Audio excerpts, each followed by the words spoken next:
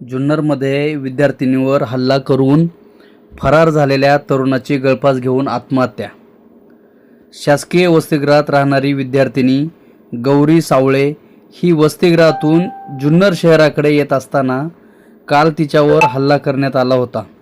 या प्रकरणातील हल्ला करणारा आरोपी महेश मच्छिंद्र डामसे राहणार आंबे याने आत्महत्या केली असल्याचे समजते. हाती आलेल्या बातमीनुसार जुन्नर तालुक्यातील जुन्नर सीतेवाडी रोडवर गणेश खिंड येथे गळफास घेऊन आत्महत्या केली असल्याचे समजत आहे.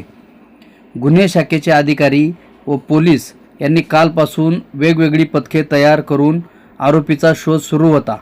आज थोड्या वेळापूर्वी गुन्हे शाखेच्या व पोलिसांच्या टीमला गणेश खिंडीत शोध लागला असून फॉरेन्सिक टीमला बोलवण्यात आले आहे. काल या ठिकाणी जे जुन्नरमध्ये जी घटना झाली होती त्या मुलीवरती वार करून आरोपी या भागात पळून आल्याचं आम्हाला माहिती मिळाली होती. त्या अनुषंगाने आम्ही माननीय पोलीस अधीक्षक साहेब तसेच स्थानिक गुन्हे शाखेचे माननीय वरिष्ठ पोलीस निरीक्षक श्री शिळीमकर साहेब यांच्या मार्गदर्शनाखाली आम्ही समांतर तपास करत होतो. तर कालपासून आम्ही CCTV फुटेज बघत आम्ही आज इथपर्यंत पोहोचलो होतो. तर आम्हाला वरती जे क्षणभर विश्रांती हॉटेल आहे त्या ठिकाणी आम्हाला ती गाडी क्रॉस होताना दिसली सकाळी 9:15 9:30च्या आसपास गणेश खिंडमध्ये. परंतु ज्यावेळेस आम्ही खालचे फुटेज चेक करत होतो त्यावेळेस ती गाडी खाली क्रॉस झालेली नव्हती. त्याच्या पुढच्या पाठीमागच्या गाड्या आम्ही व्हेरीफाय केलं तर त्या सगळ्या गाड्या खाली क्रॉस झाल्या होत्या, परंतु ही गाडी खाली गेलेली दिसली नाही. त्यामुळे आम्हाला जरा संशय होता की तो ह्या भागात कुठेतरी लपला असेल वगैरे असं. आम्ही दुपारपासून आमच्या टीमसोबत आमची सगळी संपूर्ण टीम आहे.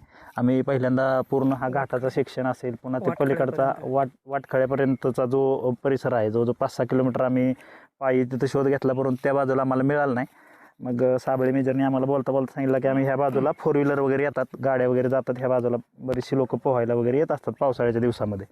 मग त्या अनुषंगाने आम्ही इकडे यायचं ठरवलं. तर पुढं चालत आल्यानंतर आम्हाला त्या गाडीचे मोटरसायकलचे टायर मार्क दिसले. आम्हाला थोडासा डाऊट आला की इकडं गाडीचे गेलेलं दिसते मोटरसायकल. मग पुढं आल्यावर आम्हाला ती गाडी दिसली लावलेली मोटरसायकल. मग ते आम्ही ऑनलाईन ती गाडीचं चेक केलं असता ती गाडी त्याच्याच नावावरती निघाली, महेश मच्छिंद्र डामसेंच्या नावाने. मग त्या गाडीचं त्यांनी दोरी तोडलेली दिसली, तिथं दगडांनी तोडून नेलेली दिसली. मग आम्हाला अंदाज होता की बाबा त्यांनी काहीतरी केलं असेल. आम्ही सगळ्यांनी टीमनी इकडं तिकडे शोध घेतला असता. या ठिकाणी आम्हाला ती बॉडी दिसली आणि गळफास घेतलेलं प्रथम दर्शनी दिसतंय. त्यामुळे आम्ही मग वरिष्ठांना वगैरे या ठिकाणी माहिती देऊन त्यांना बोलवलेलं आहे, पुढची कारवाई करत आहेत. या कारवाईमध्ये कोणी कोणी सहभाग घेतला होता टीममध्ये? हे आमचे सहकारी आहेत, आमचे दीपक साबळे साहेब आहेत, अक्षय नवले, संदीप वारे, आमच्याबरोबरचे चालक आहेत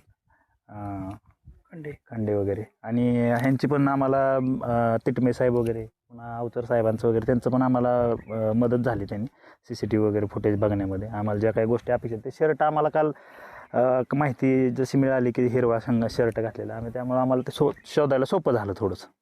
काल म्हणजे पूर्ण 5-6 किलोमीटर डोंगर चढून तुम्ही पाहत होता? हो हो हो हो बरोबर. CCTV फुटेज जे आहे ते कधी चेक केलं होते आपण? म्हणजे हे अंदाज याच्यामध्ये त्यांनी जे काही आत्महत्या केली दिसते आणि याचा अंदाज काय असतो? म्हणजे काल 9:15 वाजताच्या आसपास इथं CCTV मध्ये दिसली ती गाडी आम्हाला क्रॉस होताना. क्षणभर विश्रांती हॉटेल आहे तिथं, परंतु तिथून पुढं आल्यानंतर तिथं 10 मिनिटामध्ये ही गाडी इथं 5-10 मिनिटामध्ये पोचायला पाहिजे होते, पण ती गाडी तिथं पोचलेली नाही. मग आम्हाला अंदाज होता की मग ह्याच भागामध्ये कुठेतरी तो लपून बसला असेल असं. तिकडे जे गुन्हा केला त्या गुन्ह्यानंतर त्यांनी येऊन लगेच बरोबर. काल ते गुन्हा केल्यानंतर त्यांनी कदाचित इथं आल्या पहिलं सुसाईड केलं असावं. घटनास्थळावर आता आपण पाहिलं त्याची बॉडीची अवस्था कशी आहे? ते उन्हामुळे बॉडी लवकर डिकम्पोज झालेली दिसते, पाणी वगैरे सुटलेलं आहे, फुगलेली आहे बॉडी पूर्ण. काही चिठ्ठी वगैरे काय आढळून आली नाही अजून. ते आता ह्याची टीम फॉरेन्सिकची टीम येत होती त्यामुळे आम्ही थोडं वेट केलेलं आहे अजून, म्हणजे फॉरेन्सिकवाले आल्यानंतर चेक करतील ते. काय समाजाला तुम्ही एक आवाहन करणार या गोष्टी? शक्यतो कोणी असं अशा प्रकारचा कायदा वगैरे हातात घेऊ नये. एवढंच काय असेल ते कायदेशीर मार्गाचा अवलंब करावा जेणेकरून अशा घटना घडणार नाही.